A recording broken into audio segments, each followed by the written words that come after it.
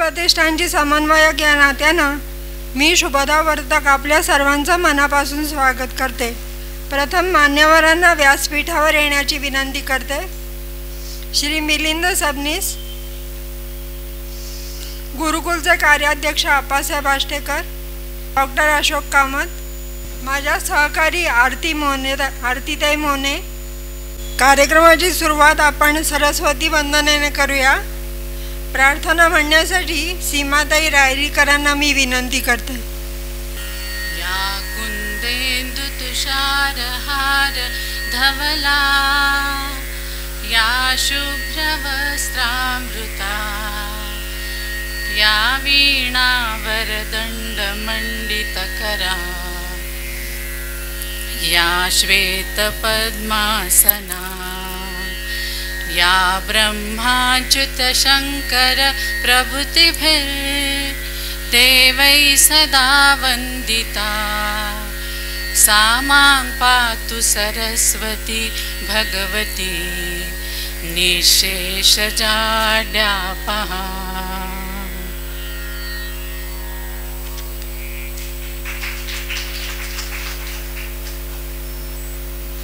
धन्यवाद सीमाताई.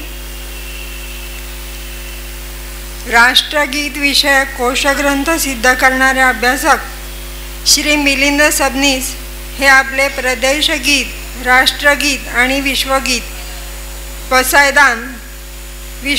पसायदान या विषयावर बोलणार आहेत. तत्पूर्वी मी त्यांचा थोडा परिचय करून देते. त्यांनी अभिनव कला महाविद्यालयातून कला पदविका प्राप्त केली आहे. ज्ञानदा प्रशालेत 33 वर्षे कला अध्यापन करून 2021 मध्ये स्वेच्छानिवृत्ती घेतली आहे. 1994 पासून वंदे मातरम गीताचा अभ्यास सुरू केला. 1905च्या रवींद्रनाथ ठाकूर यांच्या आवाजातील ध्वनिमुद्रिकेपासून 2022 पर्यंतच्या 115 वर्षांच्या कालखंडातील केवळ वंदे मातरमच्या दुर्मिळ ध्वनिमुद्रिकांच्या संग्रहाची लिम्का बुक ऑफ रेकॉर्ड्समध्ये नोंद झाली आहे. वंदे मातरम एक शोध मराठी पुस्तक 3 आवृत्त्या, हिंदीच्या 3 आवृत्त्या, इंग्रजीमध्ये 3 आवृत्त्या अशी एकूण 14 पुस्तके प्रकाशित झाली आहेत. आणि मिलिंद सबनीस यांना अनेक पुरस्कारांनी सन्मानित केलं गेलं आहे. मी मिलिंद सबनीस यांना विनंती करते की त्यांनी त्यांच्या व्याख्यानाला सुरुवात करावी. नव कुसुम मृदुला दाम शोभिनीं धर्मस्त्वं मर्मस्त्वं त्वं यशोवरं वंदे त्वां भूदेवी आर्यमातरम.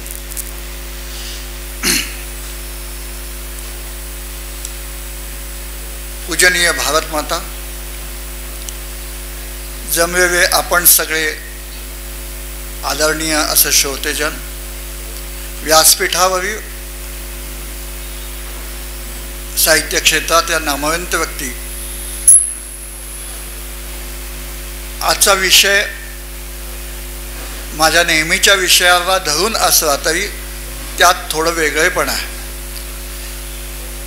गेले अनेक वर्ष, जवळजवळ 30 वर्षाहून अधिक काळ वंदे मातरम याच विषयाच्या अनुषंगाने मी अभ्यास करतोय.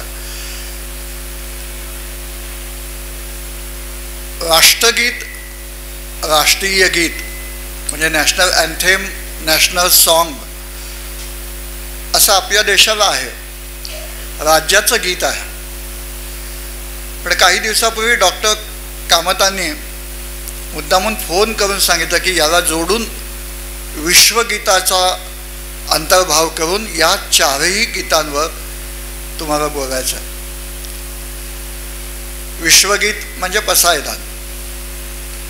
खरं म्हणजे या पसायदानावर महाराष्ट्र साहित्य विश्वातील, अध्यात्म क्षेत्रातील इतक्या नामवंतांनी इतकं चांगलं लिहून ठेवलं आहे की ते सांगण्याव्यतिरिक्त आणखीन काही माझं बोलण्या इतकी योग्यता, पात्रता माझी नाही.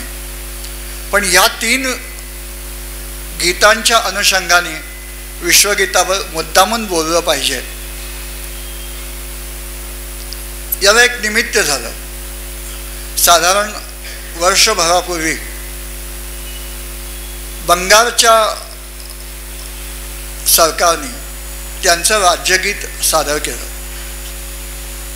ते त्याला मान्यता दिली आणि ते होतं बंगलावर माटी, बंगलावर जळ, बंगलावर वायू, बंगलावर फळ, एक हो एक, एक हो एक, एक हो एक हे भगवान. सामान्य लोकांना, आजच्या लोकांना हे गीत काय आहे, त्या गीताची पार्श्वभूमी काय आहे हे फारसं माहीत नाही.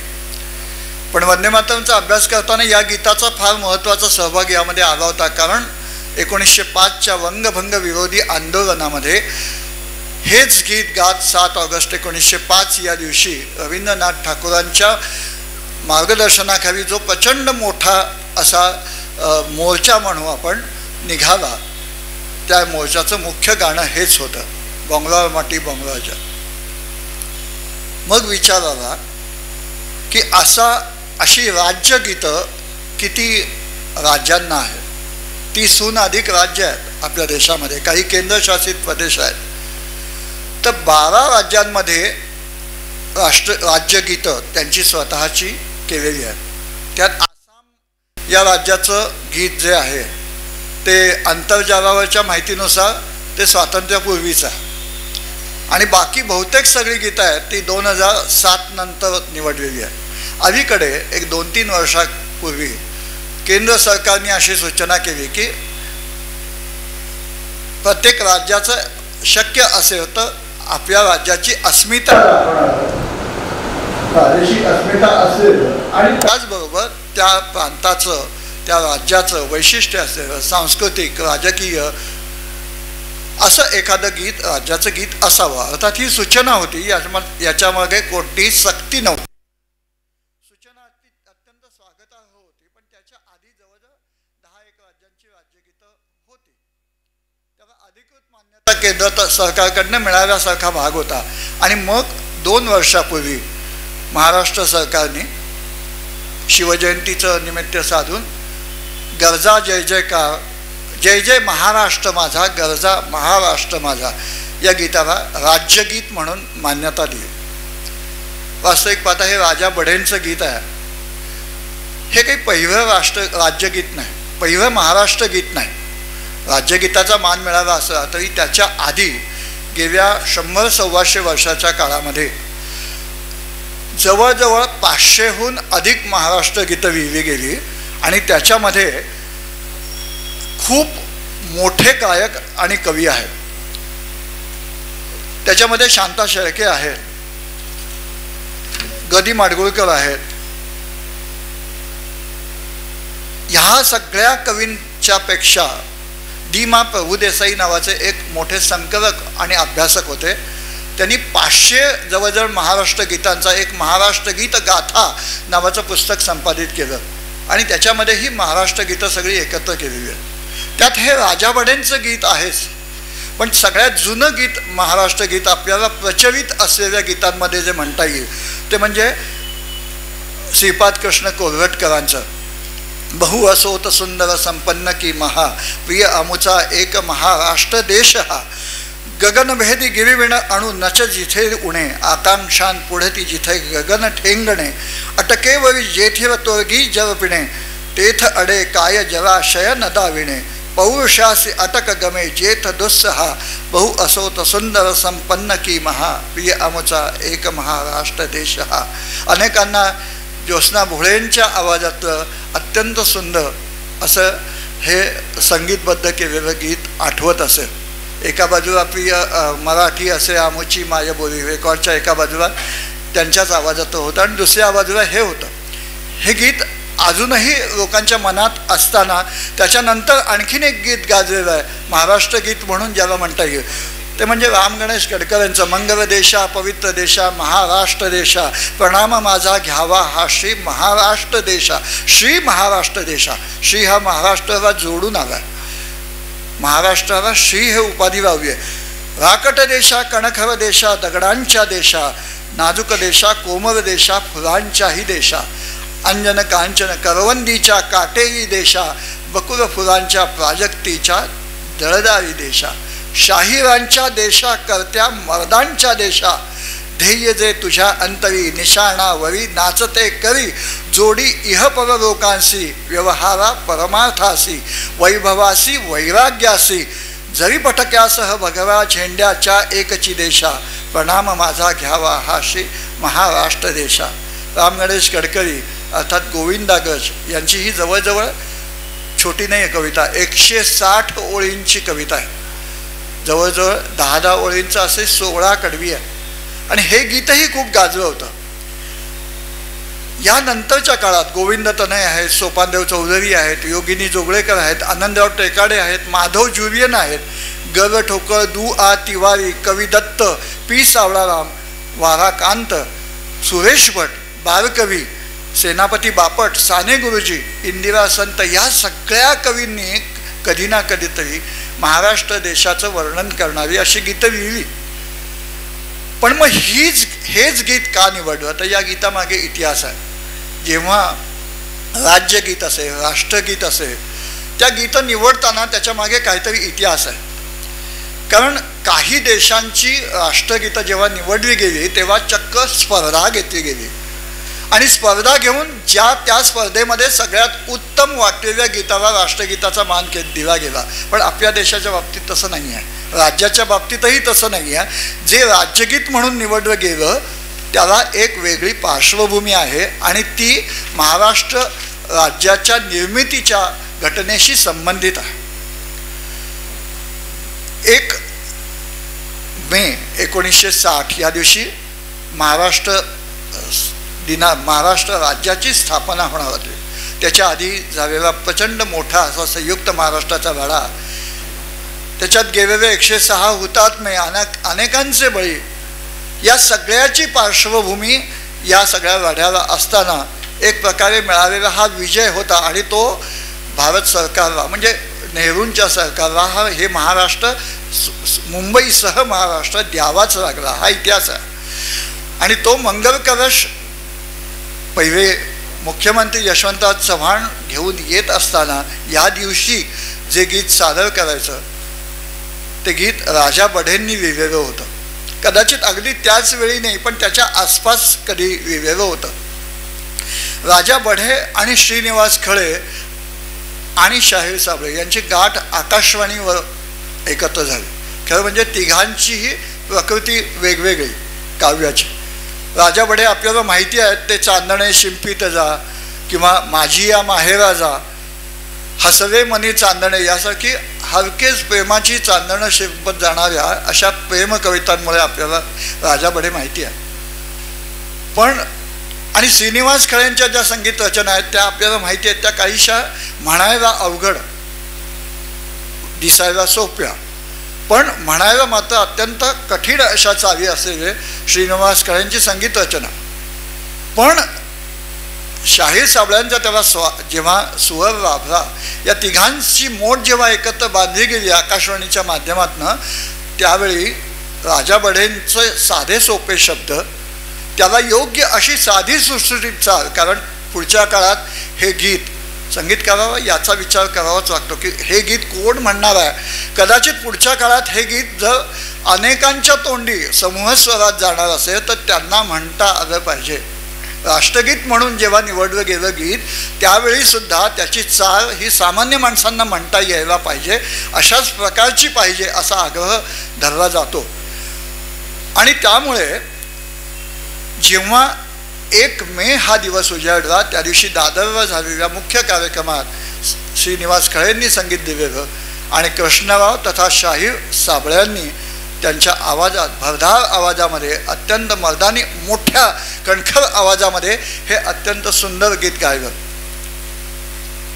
जशी राष्ट्रगीतामध्ये 5 कडवी आहेत, वंदे मातरमध्येही 5 कडवी आहेत आणि त्यातल्या फक्त पहिल्या ध्रुवपद आणि पहिल्या कडव्यालाच मान्यता आहे, तशी राज्यगीत म्हणून निवडताना सुद्धा महाराष्ट्र सरकारने त्याच्या 2 कडव्यांना, पहिल्या आणि शेवटच्या कडव्याला मान्यता दिली. पण हे गीत ज्यांना माहिती नसेल, पूर्ण 4 कडव्यांचं गीत आहे, त्यातले मध्वी कडवी पण फार छान आहे. याच्यात जनगणमनसारखं पहिल्या कडव्यामध्ये भौगोलिक वर्णन येतं. तुंग हिमालय विंध्य अरवली सह्याद्री निरगिरी उत्तर दक्षिण वारे पाऊस वर्षविती भुवई. जसं वंदे मातरमध्ये मलयज शीतला, मलय पर्वतावरून येणारा शांत वारा असं वर्णन आहे, तसं इथं उत्तर दक्षिण वारे पाऊस वर्षवती भुवई.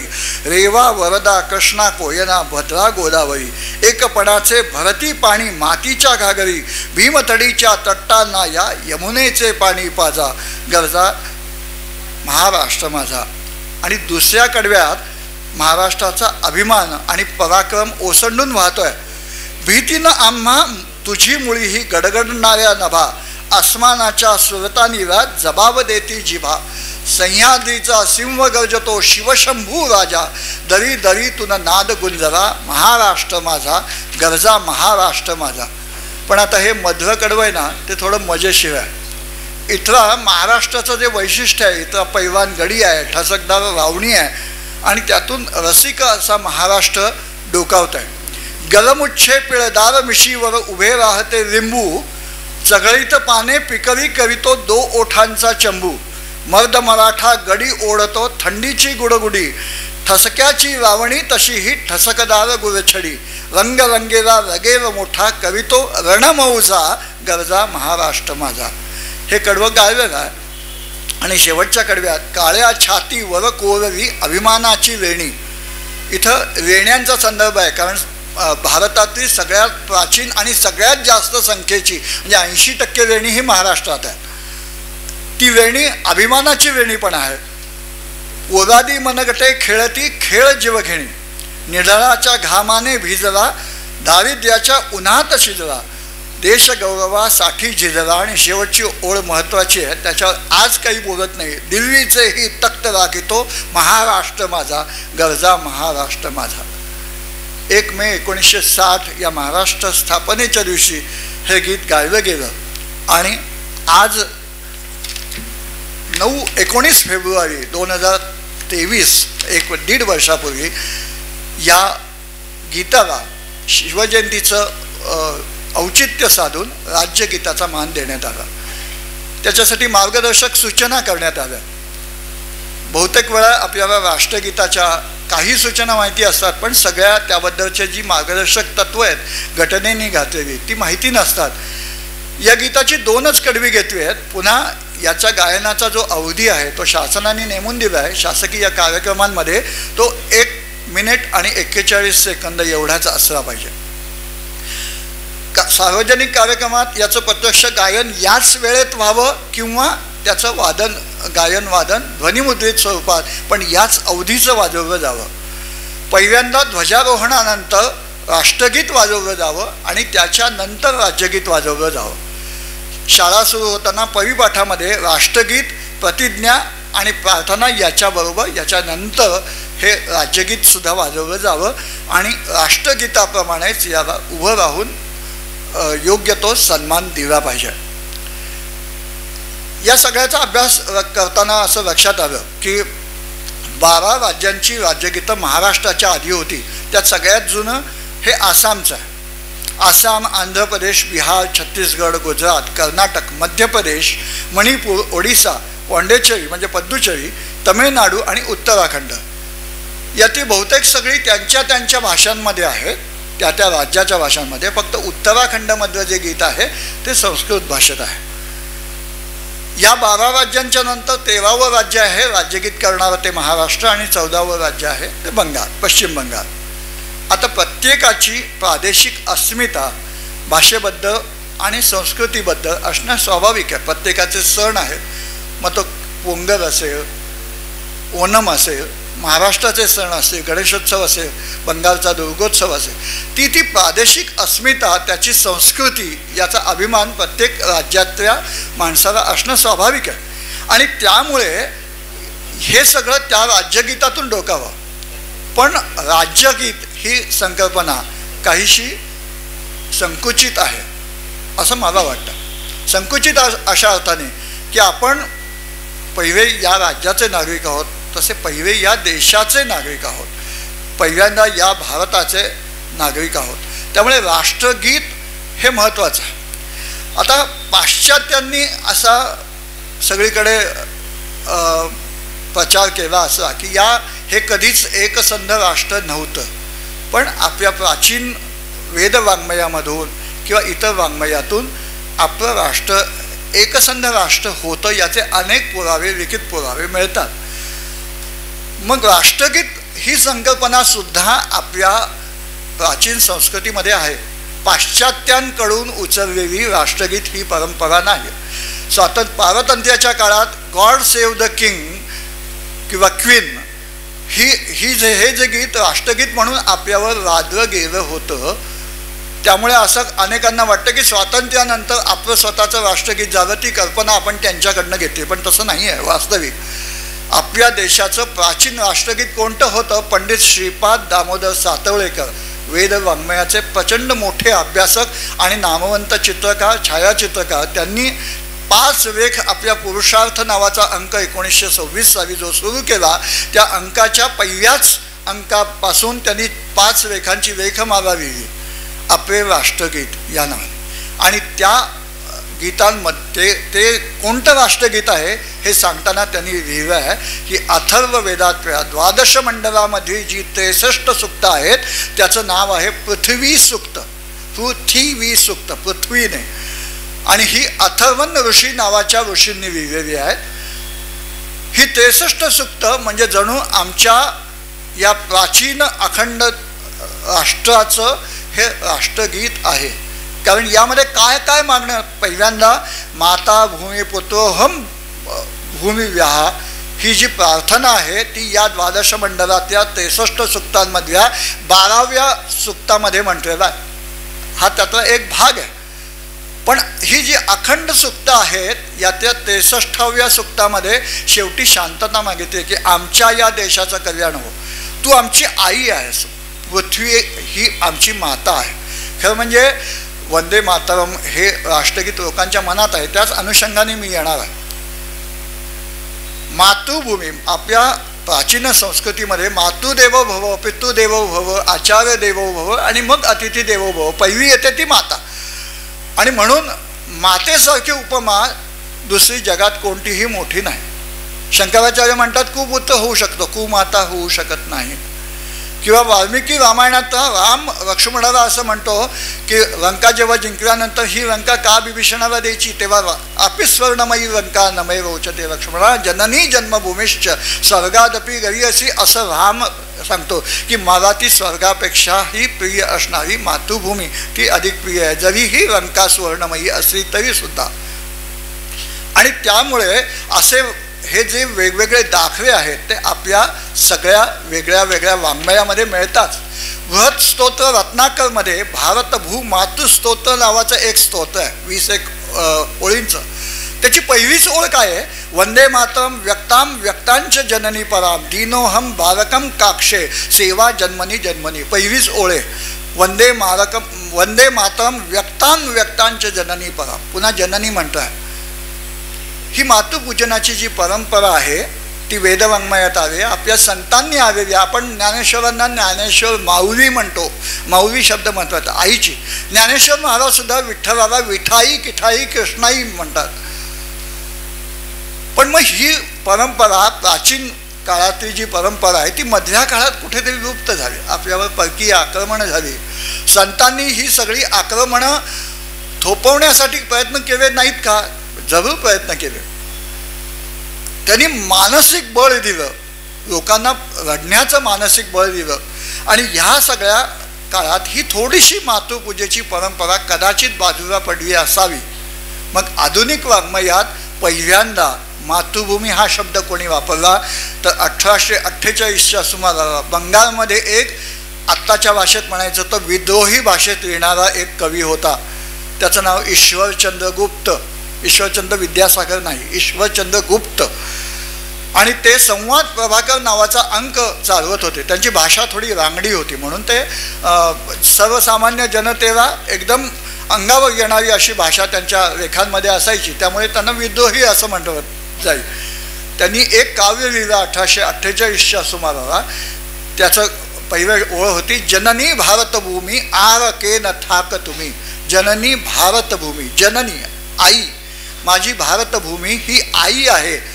आणि अशी कविता लिहून भारतीय वाङ्मयामध्ये, आधुनिक वाङ्मयामध्ये माता भारताला किंवा आपल्या देशाला माता म्हणण्याची परंपरा ईश्वरचंद्र गुप्तांनी आणली आणि तीच परंपरा पुढे बंकिमचंद्र चट्टोपाध्याय यांनी चालवली. कोण होते ईश्वरचंद्र गुप्ता आणि बंकिमचंद्र चट्टोपाध्याय यांचं नातं काय? तर हे गुरु शिष्याचं नातं आहे. ईश्वरचंद्र गुप्त यांनीच पहिल्यांदा बंकिमचंद्रांची काव्य ललिता व मानस नावा तेज अधिक तळपतं, तसं वंदे मातरमच्या बाबतीत ह्या सगळ्यामधून तावून सुरुवाकून प्रत्येक वेळी वंदे मातरम हे अधिक उजळून बाहेर आलेला आणि म्हणून त्याचं महत्त्व अधिक मोठं असणारच. कार्तिक शुद्ध नवमी, मी वंदे मातरमबद्दल मोजकं बोलत आहे. मुळात ते गीत लिहिलं त्याच्या मागेही अनेक पहिला त्याच्या आधी गद्यात्मक एक लेख लिहिला आहे अमाल दुर्गोत्सव. 7 नोव्हेंबर 1875 तिथी आहे कार्तिक शुद्ध नवमी. अश्विन शुद्ध नवमीनंतर बरोबर 1 महिन्यानी घरातल्या नवरात्रोत्सव झाल्यानंतर बंकिमचंद्र घरातच नैहाटीमध्ये होते, त्यांच्या जन्मगावी आले होते. येत असत दरवर्षी त्याप्रमाणे. आणि संध्याकाळच्या वेळी त्यांनी हे गीत लिहिलं. गीत लिहून पूर्ण बाजूला ठेवल्यानंतर रामचंद्र बंदोपाध्याय नावाचे त्यांचे सहाय्यक आत आले. त्यांनी ते गीत पाहिलं. डोळे मिटून बसलेल्या बंकिमचंद्रांकडे बघून ते म्हणाले, वा वा, हे गीत छान आहे. बंकिमचंद्रांना आनंद झाला. पण पुढचं वाक्य म्हणल्याने बंकिमचंद्र चिडले, कारण पुढचं वाक्य रामचंद्र बंदोपाध्याय असं म्हणाले की वा वा, हे गीत फार छान आहे. आत्ता बंगदर्शन बंकिमचंद्र जे संपादित करत असत त्या अंकामध्ये थोडी जागा राहते आणि तेवढीच जागा या गीतांनी सहज भरून जाईल. ते म्हणते बंकिमचंद्रांनी कागद हातातनं काढून घेतला, ड्रॉवरमध्ये ठेवून दिला आणि म्हणाले, हे गीत अशी जागा भरण्यासाठी आलेलं नाही. काही वर्षांनी तू पाहशील की ज्यावेळी तूही नशीब मीही नसेल त्यावेळी हे गीत फक्त बंगालच नव्हे तर सारा भारत डोक्यावर घेऊन नाचेल. आपल्या मुलीलाही ते म्हणावे. ते मुलगी जेव्हा त्यांना म्हणाली की बाबा, तुमचं हे गीत आनंद मठमध्ये 1882 आनंद मठ लिहून पूर्ण झाली, क्रमशः प्रकाशित होऊन, आणि त्याच्यात या गीताला महत्त्वाचं स्थान मिळालं, त्याच्यातनं ते गाजायला लागलं. तरी ती म्हणाली मुलगी की बाबा, तुमचं हे गीत जेवढं जायला पाहिजे तेवढं लोकांपर्यंत का नाही जात? तेव्हा ते म्हणाले की लोकांना आज वंदे उदरमची भ्रांत पडली आहे, त्यामुळे वंदे मातरमबद्दल त्यांना आत्ता प्रेम वाटत नाही. पण तू बघशील आज नंतर 30-32 वर्षानंतर हे गीत देशातल्या प्रत्येक लोकांच्या मुखामध्ये जाईल. आणि बरोबर हे ज्या साधारण 85 सालच्या सुमारावर म्हणतं असेल तर 1905 बंगालची फाळणी जाहीर झाली आणि त्याच्या विरुद्ध जनक्षोभ उसळला. त्या फाळणीमध्ये 7 ऑगस्ट फाळणी जाहीर झाली आणि फाळणी अंमलात येण्यापूर्वी 7 ऑगस्ट 1905 या दिवशी बंगालच्या कलकत्त्याच्या टाऊन हॉलमध्ये एक प्रचंड मोठी सभा भरली. ती सभा एवढी प्रचंड होती की टाऊन हॉलच्या बाहेर ती 4 ठिकाणी घ्यावी लागली. आणि त्या सभेमध्ये श्री अरविंद, त्यावेळेचे अरविंद घोष क्रांतिकारक उपस्थित होते.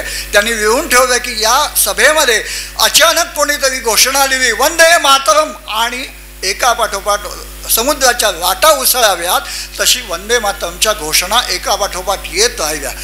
भारतीय स्वातंत्र्य लढ्याला रणघोष मिळण्याची ही पहिली घटना आहे. रणघोष म्हणून वंदे मातरम हे शब्द वापरण्याची ही पहिली घटना आहे. एखाद्या लढ्याला रणघोष असलाच पाहिजे.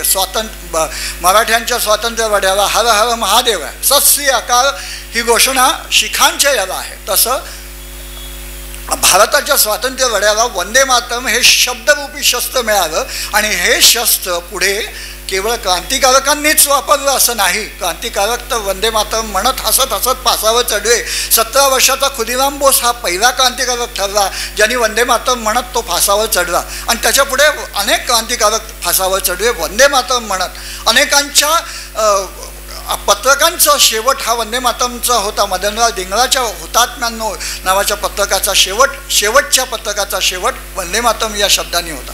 पण एवढंच नव्हे तर शिरीष कुमार सारखे निशस्त्र लढ्यातले जे कोवळे युवक हसत हसत गोळ्या ज्यांनी झेलल्या ते सुद्धा त्यांच्या मुखामध्ये वंदे मातरम हे शब्द होते.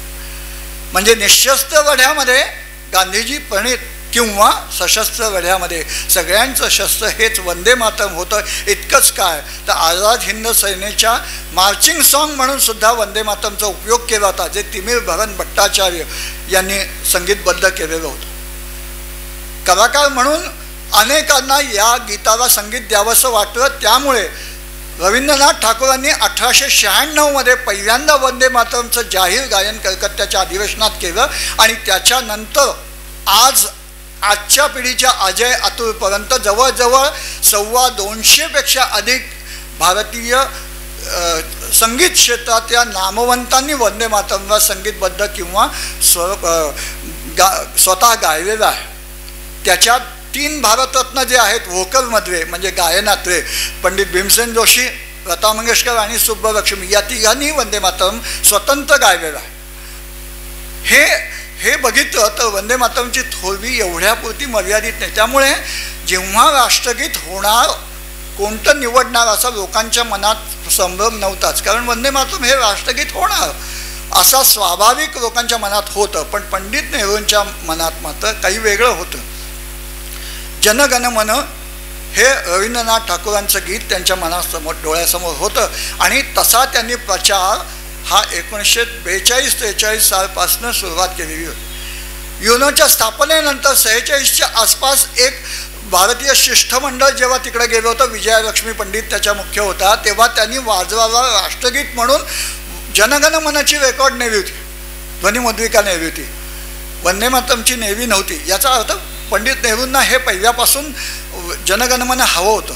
पण मुळात रवींद्रनाथ जर स्वातंत्र्याच्या वेळी असते 1941 त्यांचं निधन झालं तर स्वतः रवींद्रनाथांचा कर हा वंदे मातरमकडे असता. कारण पहिल्यांदा रवींद्रनाथांना बंकिमचंद्र हे गुरुस्थानी होतेच, परंतु वंदे मातरमवर त्यांचं आतोनात असं प्रेम होतं. पहिलं गायन तर त्यांनी केलंच होतं, पण जिनाने जेव्हा 1936च्या सुमाराला 36-37च्या सुमाराला अनेक मागण्या केल्या, त्यावेळी त्याच्यातील एक मागणी वंदे मातरमला संपूर्ण वगळावं असं होतं. तेव्हा काँग्रेसने जी समिती नेमली त्या समितीचे अध्यक्ष रवींद्रनाथ ठाकूर होते आणि रवींद्रनाथ ठाकूरांमुळे त्याचे पहिली 2 कडवी वाचली.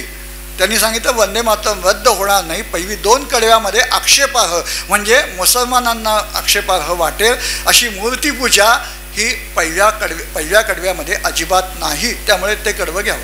अनेक जण रवींद्रनाथांना असा दोष देतात की रवींद्रनाथांमुळे बाकीची कडवी गाळली गेली. मी उलटं म्हणतो, रवींद्रनाथांमुळे पहिली 2 कडवी वाचली आणि रवींद्रनाथांमुळे नाही तर ती 36-37च्या सालच्या आसपास वंदे मातरम जर गेलं असतं तर पुढे ते रेटणं कदाचित अवघड गेलं असतं.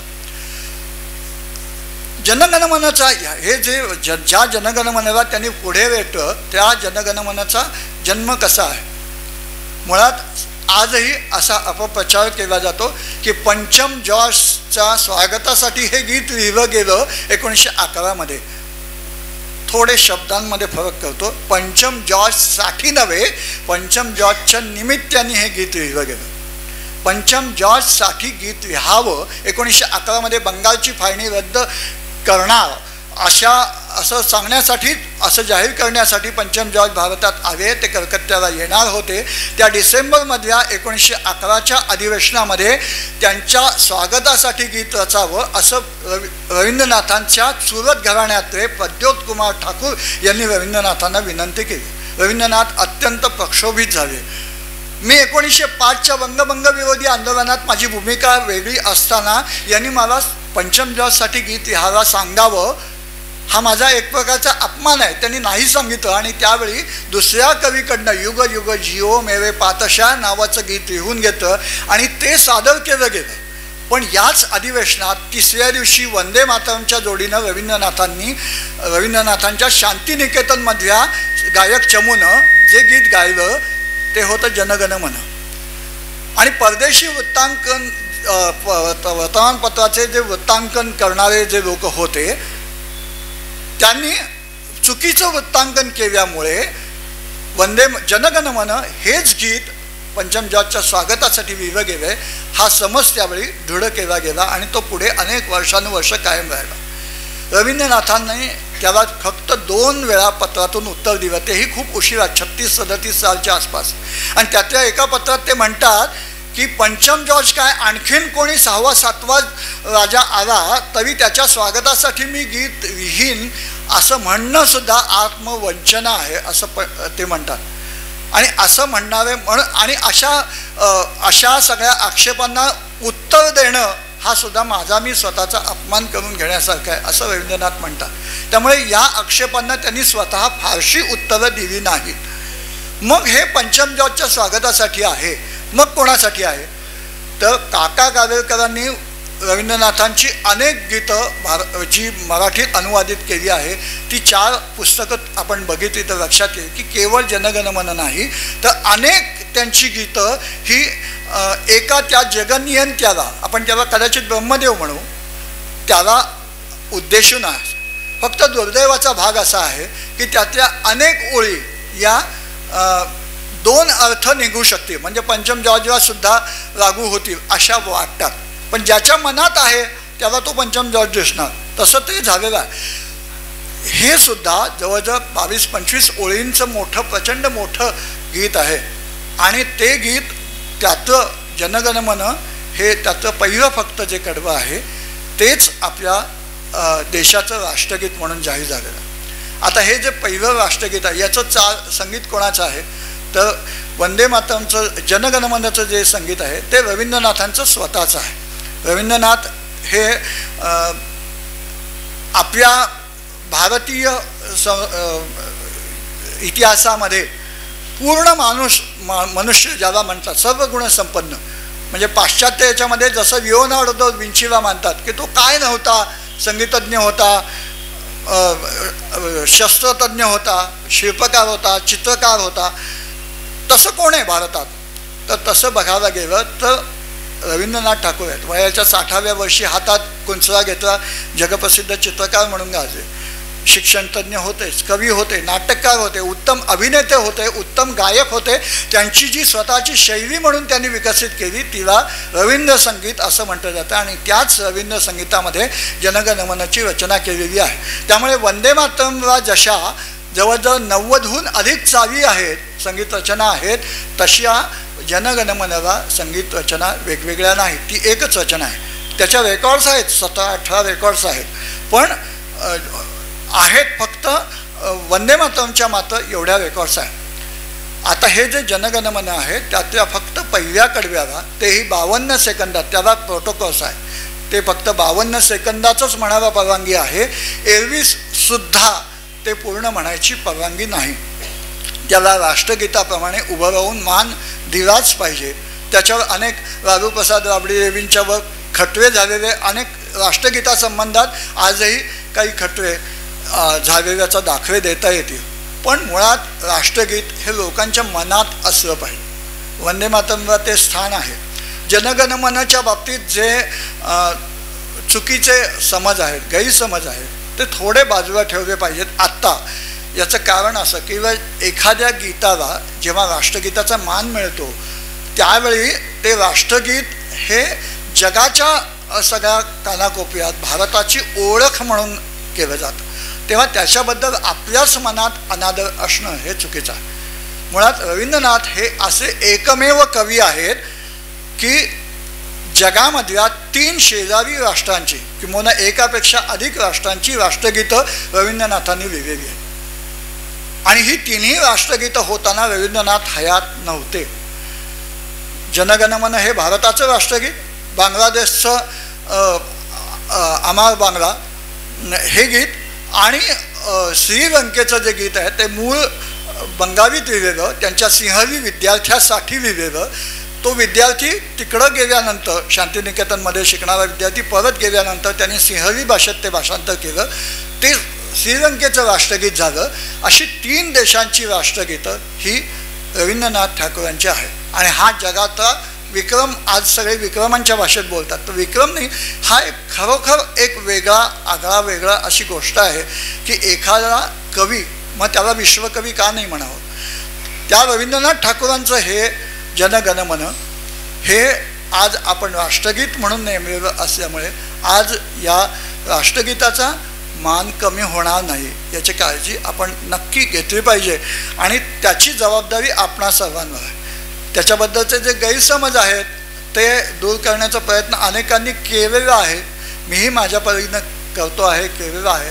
परंतु तो इतका दृढ समज आहे की तो दूर करणं कठीण आहे. पण एवढं नक्की करा की मुळात रवींद्रनाथ अत्यंत राष्ट्रभक्त असे कवी होते. त्यामुळे इतर कवींप्रमाणे त्यांच्यावर त्यांच्या राष्ट्रनिष्ठेबद्दल शंका घेतली जाऊ नये. आज इंटरनेटच्या जागावर बघताना रवींद्रनाथांच्या जनगणमनबद्दल केवळ चुकीचे समज मुद्दामून टाकलेले दिसतात. ते दृष्टीआड केले पाहिजे. आता या शेवटच्या टप्प्याकडे येतो आहे, तो म्हणजे विश्वगीत. पुन्हा एकदा अगदी नम्र भावाने सांगतो की वंदे मातरम् जनगणमन हा माझा आवडीचा विषय आहे, अभ्यासाचा विषय आहे, त्यामुळे मी बोलू शकतो. पण मी वारकरी संप्रदायाच्या घराची मला परंपरा आहे. माझे काका भजनाचार्य मनोहरपंत सबनीस हे मोठे भजनाचं मोठं नाव होतं. आणि अशी सगळी परंपरा असली तरीसुद्धा पसायदान या विषयावर माझा फार मोठा अभ्यास नाही. आणि मुळात डॉक्टर कामत आहेत, अनेक प्रेक्षकांमध्ये बसलेले माझे गुरु आहेत, डॉक्टर आनंद हर्डीकर आहेत. असे अनेक जण असताना ह्या विषयावर मी बोलणं हे धाडस आहे, पण ते करतो आहे कारण हा विषय या दोन गीतांना जोडून आलेला आहे. विश्वगीत असेल तर ते कोणतं असावं, तर ते पसायदाना व्यतिरिक्त दुसरं कुठंच असू शकत नाही. पण पसायदानाच्या अर्थामध्ये मी आत्ता जाणार नाही आहे फार, कारण त्याचं डुंडा महाराज देगलूरकरांपासून, सोनोपंत दांडेकरांपासून, यशवंत पाठकांपासून अनेकांनी या पसायदानावर, आजच्या अगदी शंकर अभ्यंकरांपर्यंत अनेकांनी पसायदानावर अत्यंत उत्तम पुस्तिका किंवा मोठे ग्रंथ लिहिले. डुंडा महाराज देगलूरकरांचा ग्रंथ मला परवाच हातात मुद्दामून हार्डीकरांनी दिला आणि तो अक्षरशः एका बैठकीत वाचून काढला, जवळजवळ 200 पानाचा असून. इतकं किती सांगू आणि किती नको असं पसायदानाच्या बाबतीत त्यांच्या बाबतीत दिसतं आहे. आणि इतकं अध्यात्माचं मोठं विवेचन असलेलं हे पसायदान, याच्यावर बोलण्याची माझी योग्यता नाही. परंतु विश्वगीत म्हणून त्याच्यात जे एक वेगळं विशेषत आहे ते ह्या 3 गीतांशी कसं संबंधित आहे ते मात्र मांडण्याचा माझा हा प्रयत्न आहे.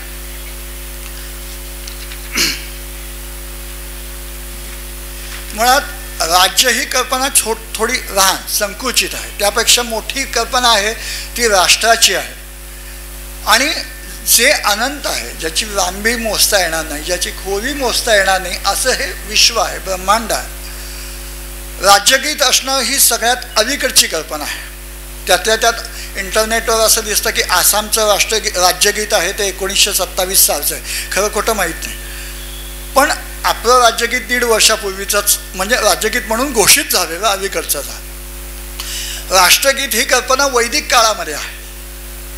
मग विश्वगीत ही कल्पना ज्ञानेश्वरांनी पहिल्यांदा सांगितली का? ज्ञानेश्वरांनी ती मांडली आहे पहिल्यांदा फार सुंदर पद्धतीनं. पण त्याच्या आधीसुद्धा आपल्या वेदवाङ्मयामध्ये विश्वाची निर्मिती, ब्रह्मांड, त्याची उत्पत्ती हे असे विषय आलेले आहेत, प्रश्नोत्तराच्या स्वरूपात आलेले आहेत. असं सांगतात, म्हणजे डोंडा महाराज देगलूरकरांनी लिहून ठेवलं आहे की श्रीमद भागवताच्या 5व्या स्कंदामध्ये प्रल्हादाला नरसिंह रूपात जेव्हा विष्णूंनी दर्शन दिलं तेव्हा त्याला शांत होण्याची प्रार्थना करत असताना प्रल्हाद जे मागणं करतो त्यात जी काही 4-5 ओळी आहेत त्याच्यात सुद्धा विश्वाला शांतता मिळावी अशी प्रार्थना आहे. ज्ञानेश्वरांच्या पसायदानात तोच धागा पुढे आला.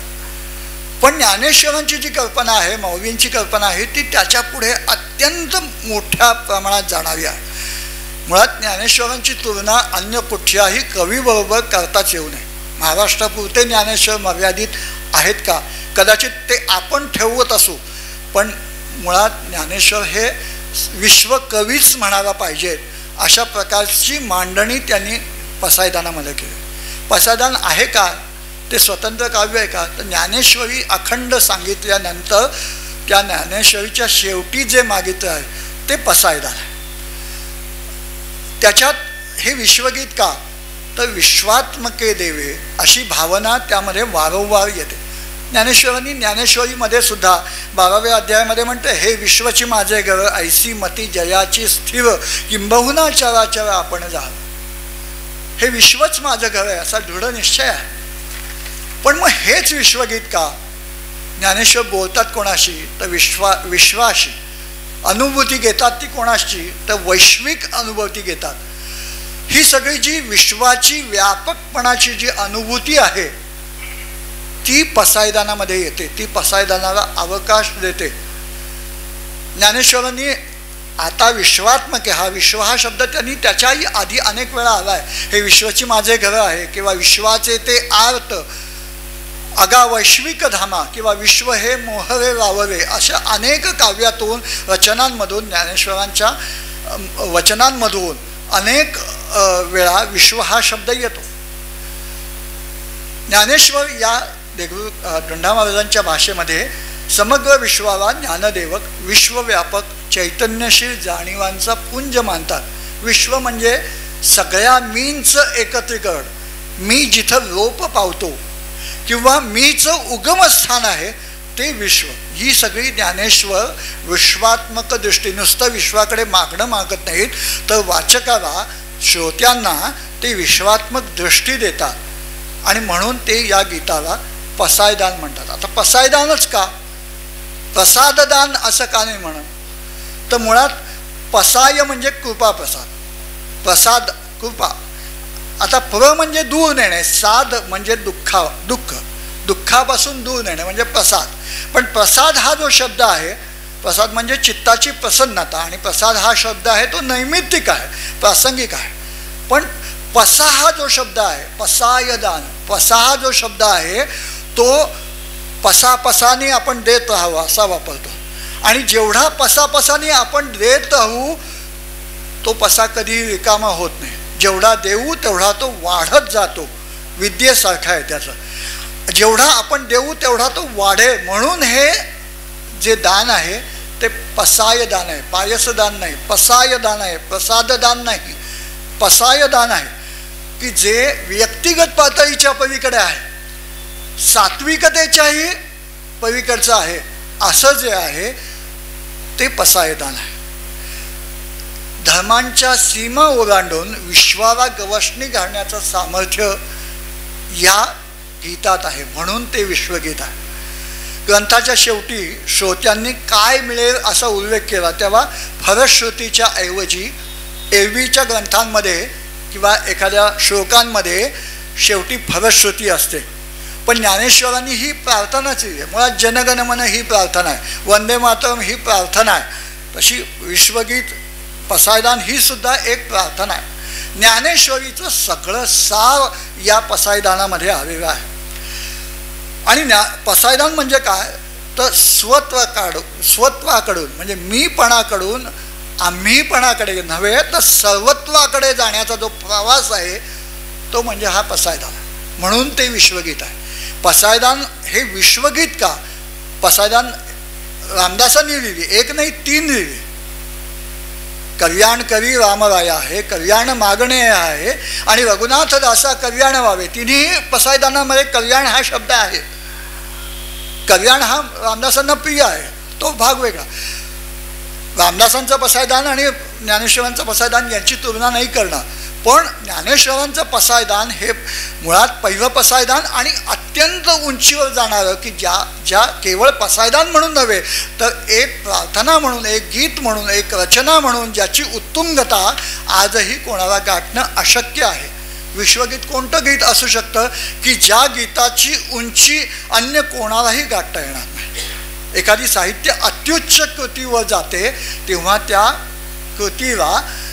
कृती मागे जो निर्माता असतो त्याचं अलौकिकत्व त्याच्या शब्दांमध्ये येत असतं, व्यक्तिमत्व त्यामध्ये येत असतं. मी मूळचा चित्रकार आहे, तेव्हा अनेक वेळा चित्रकार जेव्हा चित्र काढतो तेव्हा त्या चित्रकाराची सात्विक वृत्ती किंवा जी वृत्ती असते ती त्याच्या चित्रांमध्ये येते. जी बी दीक्षित नावाच्या चित्रकारांची चित्र, संतांची चित्र तुम्ही पाहिलं तर त्याच्यातनं अनुभूती आहे माझ्या म्हणण्याची. बंकिमचंद्रांना ऋषी बंकिमचंद्र असं श्री अरविंद म्हणतात. कोण म्हणतात? अरविंद, जे स्वतः ऋषितुल्य. वंदे मातरमला 5 ऋषितुल्य व्यक्तींचा परिस्पर्श झाला आहे. पहिले स्वतः बंकिमचंद्र ऋषी बंकिमचंद्र, दुसरे आहेत श्री अरविंद, दुसरे आहेत रवींद्रनाथ, ज्यांचं व्यक्तिमत्व ऋषीसारखंच आहे, ज्यांनी पहिल्यांदा गायलं. तिसरं वंदे मातरमचा प्रचार ज्यांनी पहिल्यांदा लोकांपर्यंत पोचवलं ते श्री अरविंद, ते ऋषींपेक्षाही आणखीन वरच्या पातळीवरचं आहे. चौथे ऋषी आहेत ते पंडित विष्णू दिगंबर परुस्कर, ज्यांनी वंदे मातरम गाताना स्वतःचा अभिमान जागवला. आणि पाचव्या ऋषीतुल्य व्यक्ती आहे, स्त्री आहे, ज्यांनी पहिल्यांदा भारतीय ध्वजावर वंदे मातरम शब्द आणले, त्या स्वामी विवेकानंदांच्या शिष्या भगिनी निवेदिता. या ही सगळी व्यक्तिमत्व ऋषितुल्य आहेत. आणि म्हणून जेव्हा अशा ऋषितुल्य व्यक्तिमत्वाकडून एखाद्या रचनेची निर्मिती होते तेव्हा तिचं सगळं व्यक्तिमत्व, तिचं सात्विकत्व, ज्ञानेश्वरांनी अपार कष्ट, अपार यातना सोसल्या, पण ज्ञानेश्वरीच्या एका ओवीमध्ये तरी तुम्हाला दुःख किंवा त्या यातना जाणवतात का? अजिबात नाही जाणवत. जाणवते ज्ञानेश्वरीच्या प्रत्येक ओवीतून जाणवते ती केवळ प्रसन्नता आणि सात्विक आनंद. तोच पसायदानामध्ये आला. ज्ञानेश्वरीचं सगळं सार जणू या पसायदानात असावं. मुळात हे ज्ञानेश्वरांसारख्या अलौकिक महापुरुषाने प्रभूजवळ मागितलेलं हे अलौकिक मागणं आहे. ते सुद्धा पुन्हा साधकांसाठी, स्वतःसाठी काही मागितलंय का? आता विश्वात्मके देवे येणे वाग्यज्ञ शोभा. बरं, पुन्हा वाग्यज्ञ, एक एक शब्द पाहून घ्यावा, त्याचं सौंदर्य. ज्ञानेश्वरांच्या शब्दांमधलं सौंदर्य हा आणखीन एक वेगळा विषय होऊ शकतो. कदाचित त्याच्यावर कोणी PhD मिळवलेली असेल, कारण काय शब्द आहेत, एक एक वाग्यज्ञ. आणि त्या 9 ओव्यांमध्ये, पसायदानाच्या 9 ओव्यांमध्ये त्यांची विभागणी आहे. जशी 18 अध्यायांची आहे, त्या 18चे निम्मे 9, त्या 9 ओव्या त्यांनी या पसायदानासाठी निवडल्या. 18 अध्यायांचं सार सांगताना त्या 9 ओव्यांमध्ये सुद्धा त्यांनी विषयाची पुन्हा विभागणी केली आहे. पहिल्या 3 ओव्यांमध्ये साधकाची तयारी कशी व्हावी, पुढच्या 3 ओव्यांमध्ये संत सज्जनांना ओळखावं कसं याच्या खुणा आहे, आणि शेवटच्या 3 ओव्यांमध्ये संत भेट झाल्यानंतर जीवनाची होणारी जी पूर्तता आहे, या सगळ्या ओव्यांचा अर्थ साधा सोपा सरळ आहे. पसायदानामध्ये त्यांनी काय मागितलं? अगदी थोडक्यात सारांश सांगायचा झाला तर सर्व जीवांचा खरं वृत्तीचा वाकडेपणा जावो, खरांचा नाश होवो म्हणतो नाहीये, खरं वृत्ती जावो असं म्हटलेलं आहे. आणि त्यांच्या सत्कर्मामध्ये वाढ हो, दुष्टांचा नाश हो म्हणतो नाही, दुष्ट प्रवृत्ती नाहीशा हो असं म्हणतोय. परस्परांमध्ये मैत्री जडो, पापाचा अंधकार फिटो. सगळे पुन्हा शब्द अतिशय सुंदर आहे. स्वधर्म सूर्याच्या प्रकाशात विश्व पाहो. आणि इतकी तयारी झाल्यानंतर जी वांछा असेल ती पुरी हो असं मागणं मागताना ज्ञानेश्वर महाराज पुढे म्हणतात की सकळ मांगल्याचा वर्षाव करणाऱ्या ईश्वरनिष्ठ प्रेमळ अशा संतांची मांदियाळी आपल्या सगळ्या जीवांना सतत भेटो आणि संत सज्जन त्यांचे सोयरे हो. माधवनाथ महाराजांनी, बाळासाहेब वाकडेंनी हे विवेचन केलेलं आहे. हे छोटंसं अतिशय सोप्या भाषेत केलेलं, पण या सगळ्यांमध्ये जो भाव आहे तो आहे विश्वात्मक भाव. पुन्हा आपण त्याच्यापाशी येतो की हे विश्वगीत का आहे. ज्ञानेश्वरांनी हे मागणं त्यांच्या सद्गुरूंपाशी मागितलंय, निवृत्तीनाथांपाशी मागितलंय. आणि शेवटी म्हणतात की येथ म्हणे श्री विश्वेश्वरा हो, हा ओई दान पसावो, येणे वरे ज्ञानदेवो सुखिया झाला. आता ज्ञानदेवो सुखिया झाला, ज्ञानदेव दुःखी होते का? तर अजिबात नाही, ज्ञानदेव सुखीच होते. पण त्यांचं जे सुख आहे ते जगातील सगळे चराचर सुखी होण्यामध्ये आहे. जगातील प्राण्यांना स्वधर्माचा अर्थ कळला, प्राण्यांना म्हणतोय मी, मानव प्राण्यांना नाही, सगळ्या सजीवांना तो अर्थ समजला आणि ते तसे आचरण करू लागले तर विश्वात्मक भाव निर्माण होणार आहे. मुळात हे विश्वात्मक गीत का आहे तर या विश्वात्मक गीताला कोणत्याही सीमा नाही.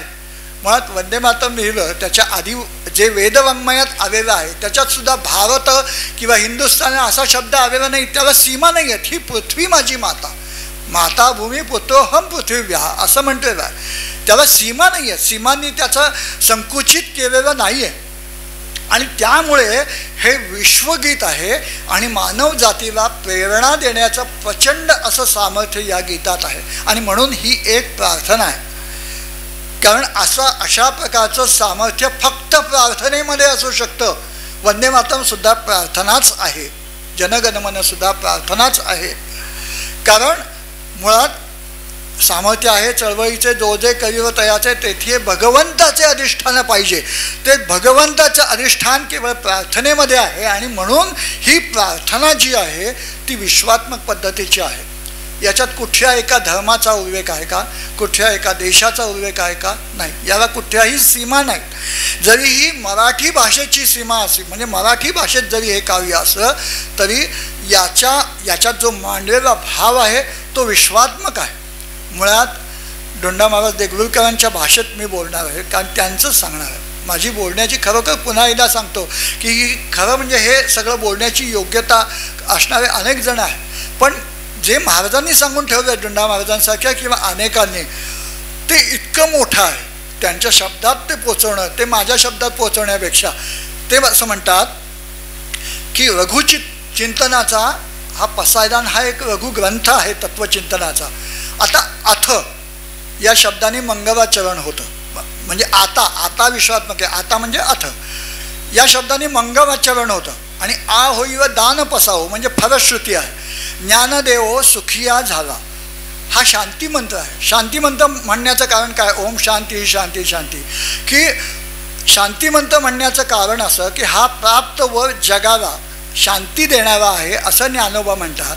आणि ज्ञानोबा म्हणतात याचं महत्त्व आहे कारण स्वतः ज्ञानोबा शांती स्वरूप आहेत. शेवटी ज्ञान देव आणि सुख तेणे वरे ज्ञानदेवो सुखिया. ज्ञानदेव आणि सुखिया हे सगळं एक रूप जेव्हा होतं तेव्हा मागे काय राहतं? फक्त शांती राहते. म्हणजे ओम शांती ही शांती शांती हा शांतीचा घोष जो आहे तो म्हणजे तेणे वरे ज्ञानदेवो सुखिया झाला. ज्ञानदेवांच्या दिव्य प्रतिभेतून जगाच्या कल्याणासाठी अवतरलेलं हे दिव्य प्रार्थना सूक्त आहे. त्यात कर्म, भक्ती, ज्ञान, सामाजिक एकात्मता. पुन्हा बघा, विश्वगीतासाठी आवश्यक असणारे जे गीत आहे गुण असले पाहिजेत असं आपण मानतो. ते काही त्याचा विशिष्ट असा क्रायटेरिया नाही, परंतु त्याच्यात काय पाहिजे तर सामाजिक एकात्मता पाहिजे. आणि या सगळ्याचं सर्व सुख हे या सगळ्यात एकत्र सामावलेलं आहे. म्हणून ही सगळी जरी प्रार्थना असेल तरी ती केवळ प्रार्थना राहत नाही, तर ती मानवी जीवनाला मार्गदर्शक ठरणारी एक विचारधारा ठरते, केवळ प्रार्थना नाही आहे. ज्ञानदेवांच्या प्रार्थनेमध्ये सर्वे सुखिनः सन्तु सर्वे सन्तु निरामया अशा वैदिक प्रार्थनांमध्ये प्राणीमात्रांच्या सुखाचा आणि कल्याणाचा उदात्त भाव या सगळ्या पसायदानामध्ये प्रगट झालेला आहे. या सगळ्या चारही गीतांचा जेव्हा साकर्याने एकत्रित विचार आपण करतो त्यात महाराष्ट्र गीत हे प्रार्थना गीत नाही, बाकी तिन्ही गीतं हे प्रार्थनेकडे. जगनियंत्याकडे मागितलेलं ते जनगणमन आहे. मातृभूमीचं कल्याण मागणारी प्रार्थना. हेच माझे शब्द नाही, महात्मा गांधींनी याला प्रार्थना म्हटलेलं आहे वंदे मातरमला 1923 साली. मातृभूमीची जी प्रार्थना आहे ती वंदे मातरम आहे आणि विश्वरचयित्याकडे मागितलेली आहे ते पसायदान आहे. ही शब्दपूजा आहे. या प्रतिभावान ऋषितुल्य अशा व्यक्तींच्या प्रेरणेतून स्फुरलेले हे शब्द आहे. या विश्वगीताची किंवा या राष्ट्रगीतांची तुलना अन्य कोणत्याही राष्ट्रगीतांशी होऊच शकत नाही. मुळात अन्य देशांची राष्ट्रगीतं बघितली तर कोणत्याही देशाच्या राष्ट्रगीतामध्ये मदरलँड मातृभूमी असा शब्द कुठेही आलेला नाही, तो फक्त आमच्या देशात. आणि मुख्य म्हणजे जेव्हा ही राष्ट्रगीतं निवडलं गेलं वंदे मातरम किंवा जनगणमन किंवा राज्यगीत राजा बडेंचं निवडलं गेलं त्या प्रत्येक वेळी ही कोणतेही कवी हयात नव्हते, त्यांना विचारून केलेलं नाही आहे किंवा राष्ट्रगीताची मागणी आता तुम्ही राष्ट्रगीत लिहा राज्यगीत लिहा असं म्हणून ते केवून घेतलेलं नाही आहे. ते त्यांच्या प्रतिभेतून स्फुरलेलं असं अलौकिक शब्दरत्न आहे. त्यामुळे ही शब्दरूपी जी सगळी पुष्प आहे ती मातृभूमीला अर्पण करण्यासाठीच जणू काही ती निर्माण झालेली आहेत. बंकिमचंद्रांनी वंदे मातरमशिवाय फार कमी काव्य लिहिली. ते कादंबरीकार म्हणूनच प्रसिद्ध आहे. कादंबरीमध्ये सुद्धा त्यांची काव्य फार कमी आली आहेत, तरीही आज त्यांची ओळख आहे ती वंदे मातरमचे रचयिता म्हणून आहे. मग पसायदान विश्वगीताकडे शेवटी या विश्वगीताकडे येताना हे पसायदान या सगळ्यापेक्षा वेगळं काय आहे, विश्वगीत काय आहे, तर मगाशी म्हटल्याप्रमाणे तेथे भगवंताचे अधिष्ठान पाहिजे, त्याला अध्यात्माचा पवित्र स्पर्श आहे, चिंतनाचा स्पर्श आहे. मौलींचं पसायदान मराठीत असलं तरी त्याच्या विश्वात्मक भावामुळे ते एक वैश्विक गीत मानायला पाहिजे आहे. जगाच्या पाठीवर माझ्या माहितीप्रमाणे अन्य कुठल्याही भाषेमध्ये असं मागणं केलेलं कोणतंही गीत असावं असं मला वाटत नाही, किंवा वैश्विक भावनेला स्पर्श करणारं कोणतंही गीत जगाच्या इतिहासामध्ये राष्ट्रगीत म्हणून आलेलं नाही किंवा मुख्य प्रवाहात आलेलं दिसत नाही. म्हणून हे जे वंदे मातरम किंवा जनगणमन किंवा पसायदान हे केवळ प्रार्थना नाही, अध्यात्माने भारलेलं एक शब्द पुष्प नाही आहे, तर ह्याच्या पलीकडे जाणारं मानव जातीला एक विश्वाची भावना, विश्वात्मक भावना व्यक्त करणारं असं हे महान गीत आहे. 75 वर्षांपूर्वी म्हणजे 15 ऑगस्ट 1947 साली त्यांच्या 75व्या वाढदिवसाला, मी काय म्हणतो लक्षात घ्या, भारत स्वतंत्र झाला 75 वर्षापूर्वी, आता 76-77 म्हणा, 15 ऑगस्ट 1947 साली ज्यांनी हे शब्द उच्चारले त्यांच्या 75वा वाढदिवस होता. त्या श्री अरविंदांनी असं भाकीत केलेलं होतं. त्या वाढदिवसाच्या दिवशी प्रदीर्घ कालावधीनंतर त्यांनी देशाला उद्देशून काही संदेश दिला. त्यावेळी ते असं म्हणले होते की पुढच्या काळामध्ये भारत हा विश्वगुरू ठरेल. विश्वगुरू हा शब्द आजचा नाही, पुढच्या संपूर्ण जगाला मार्गदर्शक ठरेल असं स्थान भारत मिळवेल पुढच्या काळात. आणि श्री अरविंदांची भविष्यवाणी केव्हा येईल ते माहीत नाही, पण येणार, त्या दिशेने वाटचाल चालू आहे, आपण सगळे पाहतोय. पण श्री अरविंदांची भविष्यवाणी आहे ती नक्की कधी ना कधीतरी ती येणार. त्यामुळे हे जेव्हा भारत ह्या विश्वगुरू या पदावर जाईल, जगाला मार्गदर्शक या पदावर जाईल, या स्थानावर जाईल, त्यावेळी पसायदान हेच विश्वगीत होईल अशी प्रार्थना आपण पुन्हा ज्ञानेश्वर माऊलींकडे करूया. मला बोलायची संधी दिली आणि मी एका तासात बरोबर संपवण्याचा प्रयत्न केला. थोडं जे काही न्यून असेल ते माझ्याकडे या विषयातला पसायदान या विषयातला अभ्यास मोजका आहे, तो मांडण्याचा, मोठ्यांचे शब्द मांडण्याचा अल्पसा प्रयत्न केला. इथं संधी दिली त्याबद्दल मनापासून धन्यवाद. वंदे मातरम.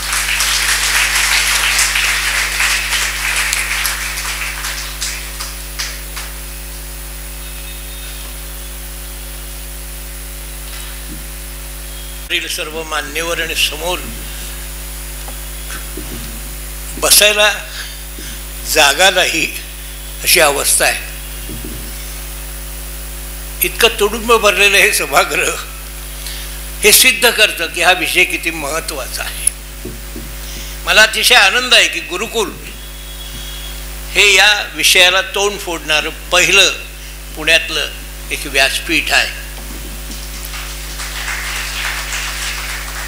मी त्या विषयाकडे नंतर येतो, पण मिलिंद सबनीस यांच्यासारखे शिक्षक होणं, इथे पुष्कळ शिक्षक मंडळी बसलेली आहे, हे जीवनाचं सार्थक समजा. महाराष्ट्राचं आणि पुण्याचं वैभव हे आहे की इथं टिळकसुद्धा एक उत्तम शिक्षक होते, आगरकरसुद्धा एक उत्तम शिक्षक होते. पुष्कळ मंडळी जी पुढे चमकली देशभक्त म्हणून आणि स्वातंत्र्य लढ्याचे सेनानी म्हणून, हे शिक्षक होते. मला अतिशय अभिमान आहे या मिलिंद सबनीसचा. मी अनेक वर्ष इसकडं पाहतो आहे जवळून त्याचा उद्योग. राष्ट्रगीत हे कसं झालं, नेहरूंची त्याच्यामध्ये, हल्ली नेहरूंवर बरंच बोललं जातं, पण ते बोललं जातं त्यापेक्षा हे बोललं गेलं पाहिजे की नेहरूंनी काही गडबड करून ठेवली, त्यातली ही एक गडबड आहे. मी त्याच्यात जास्त तपशिलात जात नाही. मला नेहरूंच्या विषयी असावा तेवढा आदर आहे, पण असावा तेवढाच आहे. मुद्दा असा आहे की राष्ट्रगीत आणि त्याच्यासारखंच महाराष्ट्रगीत आणि विश्वगीत अशी तिन्ही गीतं एका भाषेत असणं हे देशात दुसऱ्या भाषेत कुठेही नाही. हे मी अभ्यासक म्हणून तुम्हाला,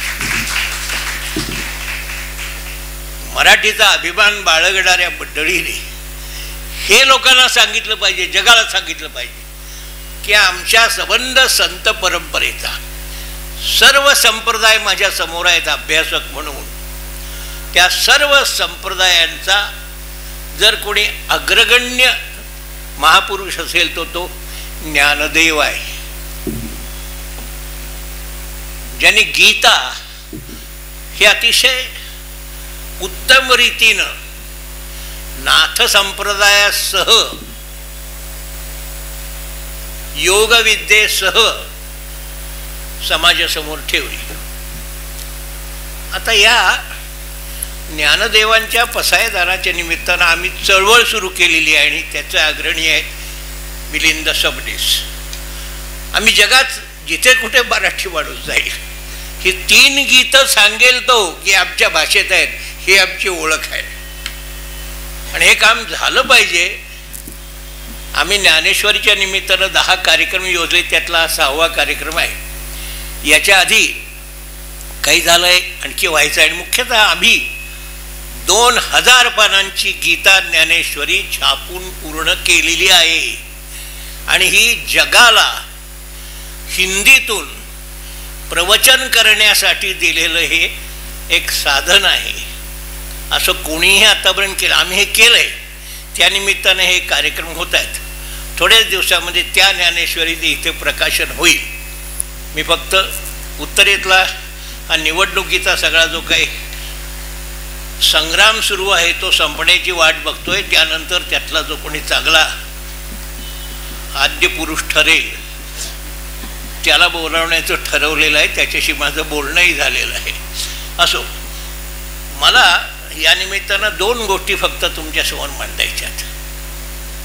अरे, मिलिंद सबनीस सारख्या शिक्षकांनी डोक्यावर घ्या आणि लोकांच्या समोर उभा राही. राजकारणी वाटेल ते बोलतात, त्याच्याऐवजी असा अभ्यासू माणूस बोलला पाहिजे. आणि म्हणून आत्ताचं व्याख्यान हे व्याख्यान नाही आहे, ही एकूण संबंध गेल्या 50-60 वर्षातल्या आपल्या राजकीय वाटचालीवर नेमका कुठे अंकुश ठेवला पाहिजे त्याचा मंत्र आहे त्यांच्या बोलण्यामध्ये. हे झालं पाहिजे. मी मिलिंद सबनीसांचं आणि त्यांच्या सहकार्यांचं मनापासून अभिनंदन करतो की या विषयाला त्यांनी वाहून घेतलं. आता त्यांनी पसायदान हे विश्वगीत म्हणून कसं, ते राष्ट्रगुरू हा देश केव्हा होईल ते होईल, त्याच्याशी मला एवढ्या वेळ थांबायची हे नाही, आवश्यकता वाटत नाही. मी तुम्हाला एकच सांगतो, पसायदानाचं सर्वात मोठं वैशिष्ट्य असं आहे, पसायदानाच्या 9 ओव्यामध्ये त्यांनी सांगितलं 3-3-3, पण त्याच्यामध्ये महत्वाची गोष्ट अशी आहे, दुरितांचे तिमिर जाऊ. आणि त्यांनी विश्व स्वधर्म सूर्य पाहावा. आणि जे चंद्रमे आलांछन आहेत, जे बोलते चालते अर्णव आहेत, असे जे सज्जन लोक आहेत त्यांची प्रतिष्ठा जगात वाढवू, त्यांच्या मागून जाण्याची सद्बुद्धी लोकांना हो, हे सांगण्याची गरज आहे. आज आपण राजकारण्यांच्या मागून चाललेलो आहोत. राजकारणी त्यांच्या मागं चालण्याची आणि त्यांच्या मागं पुढं घोटाळा करण्याची असं अनेक अभ्यासक करतात. मिलिंद सबनीस त्यापैकी नाही, म्हणून त्यांचं मी अभिनंदन करतो. मी पुष्कळ असे अभ्यासक पाहतो, मोठे आहेत अभ्यासक, माझ्यापेक्षा खूप त्यांचा मोठा अभ्यास आहे. काही माझे विद्यार्थीही होते की मोठे झालेत, आणखी अनेक संमेलनांचे अध्यक्ष होतात, सगळीकडे मिरवतात. या प्रांतातल्या अनेक समित्यांमध्ये ते वेटोळं घालून बसलेले आहेत. तिथं कोणी यायचं, कोणी नाही यायचं, कोणाला द्यायचं, काय द्यायचं, सगळं ठरलेलं असतं. पण हा जो मुख्य भाग आहे या पसायदानातला, तो असा आहे की जगामध्ये, समाजामध्ये, विश्वामध्ये भले लोक जे आहेत त्यांना सुखाने जगता यावं नव्हे, त्यांच्या मागून जाण्यातच आपल्या जगण्यातलं सुख अवलंबून आहे. आणि म्हणून पसायदान महत्त्वाचं आहे. असं दुसरं गीत अन्य भाषांमध्ये नाही. पसायदान हे सुद्धा केव्हा लिहिलं हे सांगण्यासारखं आहे. भगवद्गीता समोर ठेवून नेवाशाच्या त्या मंदिरात तुम्ही कधीतरी जाऊन यावं. तिथे एक दत्त मंदिर आहे आणि मशीद आहे. तांबे नावाचे माझे मित्र होते जुन्नरचे, त्यांनी आणि माझ्या विद्यार्थिनी मंगला सासवडे यांनी खटपट लटपट करून ते बाजूला केलं. ते मुसलमानांनी बाजूला केलं. पण तिथे बसून ज्ञानेश्वरांनी गीता सांगितली, गीतेवर प्रवचन. आणि गीतेचा पहिला श्रोता आहे या ज्ञानेश्वरांचा नामदेव. ग्रंथश्रेष्ठ ज्ञानदेवी एक तरी होवी अनुभवावी असं वाक्य आहे. आणि पुष्कळ संबंध ज्ञानेश्वरी काय आहे हे नामदेवांनी नाना प्रकारे लिहिलेलं आहे. संबंध नामदेवांनी लिहिलेलं ज्ञानेश्वर चरित्रच तुमच्या समोर आहे, दुसरं साधन आज नाही. पुष्कळ गोष्टी सांगता येतील, पण ज्ञानेश्वरांनी ज्ञानेश्वरी केव्हा लिहिली हे सांगण्यासारखं. अत्यंत वाईट प्रसंग आळंदीत आला, निष्कासन सोसावं लागलं, गावाबाहेर राहावं लागलं. पुढं मुंजीचा अधिकार नाकारण्यात आला, पैठणला धाडण्यात आलं. मग तिथं पैठणला त्या विद्वान पंडितांना त्यांनी प्रभावित केलं. मग त्यांना परवानगी मिळाली. पण परवानगी मिळाल्यानंतर ते मौंजी बंधन स्वीकारून ब्राह्मण्य करत बसले नाहीत. ते परत आले आणि त्याने लोकांसमोर गीता नव्या स्वरूपात ठेवली. असं करणारा देशाच्या इतिहासातील हा एकमेव माणूस आहे. या काळापर्यंत दुसरा असा मनुष्य झालेला नाही. दुसरी गोष्ट, ही संबंध ज्ञानेश्वरी सांगितल्यानंतर आपल्या गुरुकडे मागितलेलं हे प्रसादाचं दान आहे. आणि गुरुनी सुद्धा हा होईल दान पसाहो, मी तुला दान देतो असं अहंकार नाही आहे तिथे. तुला परमेश्वरच हा प्रसाद देईल. कारण मुलातलं जे प्रासादिक तू सगळं लिहिलेलं आहेस हे जगाला मागितलेला प्रसादच आहे. तो जगन्नियंता देईल अशी खातरजमा त्याच्यात आहे. आता हे सगळं जेव्हा समजतं तेव्हा जगाला समजेल की असा सत्पुरुष, अशी संत परंपरा, अशा रीतीनं काम करणारी माणसं आणि अशा प्रकारे जगाकडे बघणारी माणसं अन्य देशात नाहीत. तलवारीच्या बळावर लोकांना पात्याखाली चिरडून, त्यांच्या छाताडावर नाचून, त्यांची घरदारं लुटून राज्य करणारे बादशाह आणि जहापनाह आहे तिथे. किंवा इतर व्यापाराची तागडी घेऊन आलेली माणसं, त्यांनी व्यापाराच्या जोरावर तुम्हाला लुटून आपले देश श्रीमंत केले. आता असं होण्याची शक्यता नाही. याचं कारण ही परंपरा आहे आणि हे ज्ञानदेव आणि त्यांचं पसायदान आहे. आज आपण फार छाती ठोकपणे जगात वावरतो. मी जास्त तपशिलात जात नाही. जगातल्या कोणत्याही देशासमोर अशी माणसं नाहीत किंवा त्यांचा नेता नाही ज्याला सगळं जग मानतंय. आणि ते मानतंय म्हणजे तो माणूस म्हणून मानत नाही, तो काही हिटलर नाही. हां, त्याला हिटलर समजणारे काही बटलर आहेत, त्यांच्याविषयी मी बोलू इच्छित नाही, त्यांना एवढं महत्त्व देण्याचं कारण नाही. पण तो काही हुकुमशाह नाही. तो या देशाच्या धर्मपरंपरा बांधतो. तो कुठे गेला आणि तिथे देऊळ असलं तर तो तिथे जाऊन नतमस्तक होतो. एखादं पूजास्थान प्राचीन असलं तर जाऊन पूजेला बसतो. ही भावना असली पाहिजे. आणि ती भावना पसायदानाच्या निमित्तानं नाना प्रकारे स्पष्ट करता येते. मिलिंद सबनीस यांनी फार सुंदर रीतीनं राष्ट्रगीत जे आपण आता मान्य केलेलं आहे पहिलं कडवं का असेना ते, त्याच्याशी असलेला रवींद्रनाथांचा संबंध, आणि नंतर वंदे मातरम हे कसं अजेय गीत आहे त्याचा इतिहास सगळा त्यांनी फार सुंदर सांगितला. आणि हा सगळा पसायदानाच्या निमित्तानं विद्यार्थ्यांच्या समोर, नव्या पिढीसमोर सातत्याने मांडला पाहिजे. आणि त्यांच्यात जी एक प्रकारची कर्मदुर्बळता आलेली आहे, एक प्रकारचा करंटेपणा आलेला आहे, एक प्रकारचा हरवलेपणा आलेला आहे. आपण कोणीच नाही, आपल्याला काही असं वाटू नये आपण कोणीतरी आहोत असं मराठी माणसाला वाटलं पाहिजे. आणि नुसतं मराठीच नाही, इतरही भाषिकाला वाटलं पाहिजे या प्रांतात राहणाऱ्याला. त्या दृष्टीने हे व्याख्यान महत्त्वाचे. आम्ही ही चळवळ पुढे नेणार आहोत. याने जसे राष्ट्रगीतावर 2 ग्रंथ लिहिलेले आहेत तसंच या विषयावरही ते ग्रंथ लिहितील याच्याविषयी मला खात्री आहे. आणि तो ग्रंथ गुरुकुल तुमच्यासमोर ठेवेल. मी पुन्हा एकदा मिलिंद सबनीस यांनी अतिशय चांगल्या रीतीनं हा विषय मांडून त्याला चालना दिली याबद्दल त्यांचे आभार मानत नाही. असं त्यांना मी भलत्याच ओझ्याखाली घालणार नाही.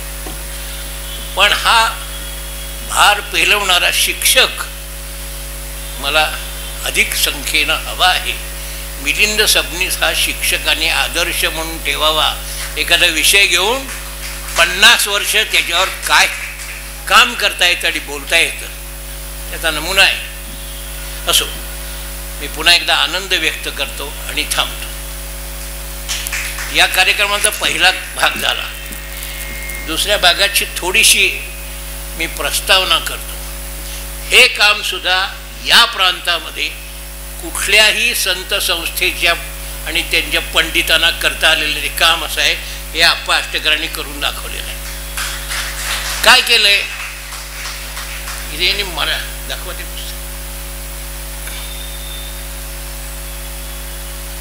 हे बघा, मराठवाडी ज्ञानेश्वरी हा ग्रंथ त्यांनी तयार केला आणि याची 3री आवृत्ती आहे. आणि हा मुसलमानांच्या मदतीतून तयार झालेला आहे. हे मुद्दाम सांगतो तुम्हाला. आमच्या मुसलमान मित्रांनी याला हातभार लावलेला आहे. आम्हालाही वाचायचं, आम्हालाही समजून घ्यायचं. आणि त्यांना जी भाषा समजते दलितांना आणि मुसलमानांना ती मराठवाडी हिंदी आहे, शुद्ध हिंदी नाही, संस्कृतचूर हिंदी नाही, ती धेडगुजरी हिंदी आहे. हे धेडगुजरी पुस्तक असंच मुद्दाम छापलं आहे कारण हीच भाषा त्या लोकांना समजते. बरं का सुधाकर जोशी, चांगली तुमची पुण्याची भाषा या लोकांना समजत नाही. तसंही पुस्तक आम्ही केलं आहे. दाखवा. या पुस्तकाबरोबर हेही पुस्तक दिलं जाईल. कोणी असलं पुस्तक तुम्ही जोशी सांगा, हे 750 पानांचं पुस्तक 100 रुपयाला तुमच्यासारखा प्रकाशक देऊ शकतो काय? नाही. आम्ही दिलंय. ही मूळ ज्ञानेश्वरी पारायण प्रत हेही याच्याबरोबर दिली जाईल. आमची इच्छा अशी आहे की हा जो या देशामध्ये जो पाकिस्तानात गेला नाही पण पाकिस्तानवादी होऊ शकतो असा समाज आहे, त्याला मूळ प्रवाहात आणणं आवश्यक आहे. ही जबाबदारी ओळखून ही कामं आम्ही केलेली आहेत. आणि हे काम करणं हे अभ्यासकांचं मूळ काम आहे. ते त्यांनी केलं पाहिजे. नुसत्या एखाद्या संप्रदायाचा आणि एखाद्या ग्रंथाचा आणि एखाद्या संताचा गौरव करणं हे आमचं काम नाही, इतरांचंही काम नाही. त्या लोकांनी कशा प्रकारे ते काळाची पावलं पुढची ओळखून त्या काळात जगले, आज कसं जगायला पाहिजे हे ओळखून केलेली ही कामं आहेत. नुसते बघू नका, हे तुम्ही घेऊन जा विकत. एवढ्या स्वस्त किमतीत तुम्हाला रद्दीत सुद्धाही मिळणार नाही एवढी पानं. हे न्या आणि इतरांना द्या. मी थांबतो. धन्यवाद सबनीस सर आणि धन्यवाद कामत सर.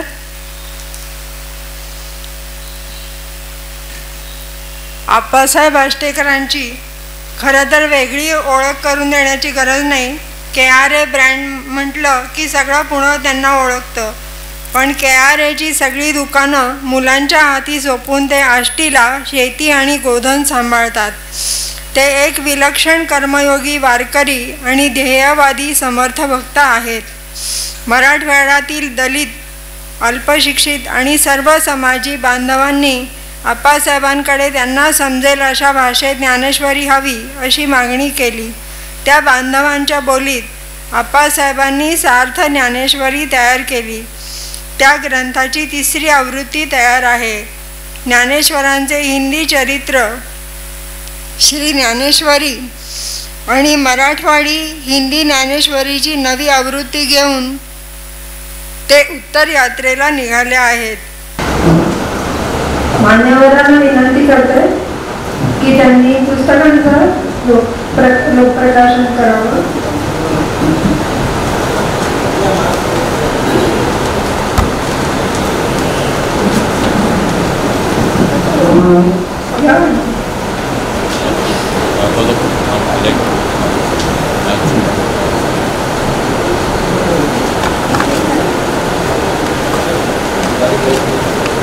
ह्या 3 पुस्तकांचं प्रकाशन होत आहे.